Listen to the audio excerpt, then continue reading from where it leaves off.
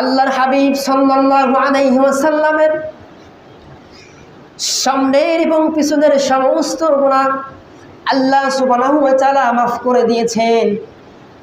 কারণ নবীগণের, রাসূলগণের, আম্বিয়া ইকরামের তাদের সামনে কোনো গুনাহ নাই, তাদের পিছনে কোনো গুনাহ নাই।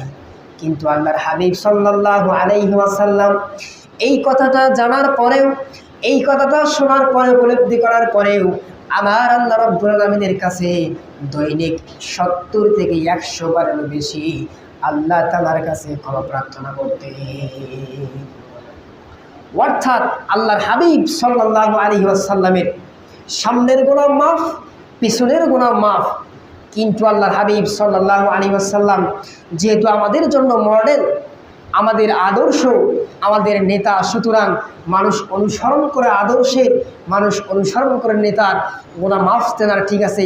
সেজন্য তিনি কি করেন, 70 থেকে 100 বারেরও বেশি আল্লাহ তাআলার কাছে ইস্তিগফার পাঠ করেন।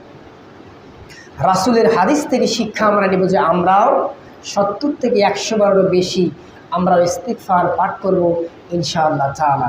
সম্মানিত উপস্থিতি, আল্লাহ রাসূল সাল্লাল্লাহু আলাইহি ওয়াসাল্লাম বলতেছেন, ওয়াল্লাহি, আল্লাহর কসম, ইন্নী লা আস্তাগফিরুল্লাহ ওয়া আতুবু ইলাই, আমি আল্লাহ তাআলার নিকট ক্ষমা প্রার্থনা করি, আমি আল্লাহ তাআলার কাছে তওবা করি, মাফ চাই।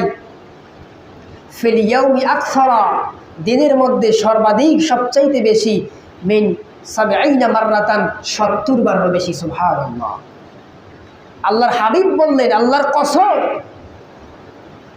আমি দৈনিক মানে প্রতিদিনে 70 বারের চেয়ে বেশি আমি আল্লাহ তাআলার কাছে মাফ চাই, আমি ইস্তিগফার পাঠ করি। সুতরাং তোমরাও বেশি বেশি করে আল্লাহ তাআলার কাছে ইস্তিগফার পাঠ করো। সম্মানিত উপস্থিতি, কারণ আমরা তো গুনাহ করেই থাকি, আমরা সকলেই গুনাহগার। সুতরাং আমাদের উচিত রাসূলের হাদিসকে ফলো করে, আল্লাহ সুবহানাহু ওয়া তাআলার কোরআনের আয়াতকে অনুসরণ করে আমরা বেশি বেশি করে ইস্তিগফার পাঠ করব ইনশাআল্লাহ তাআলা।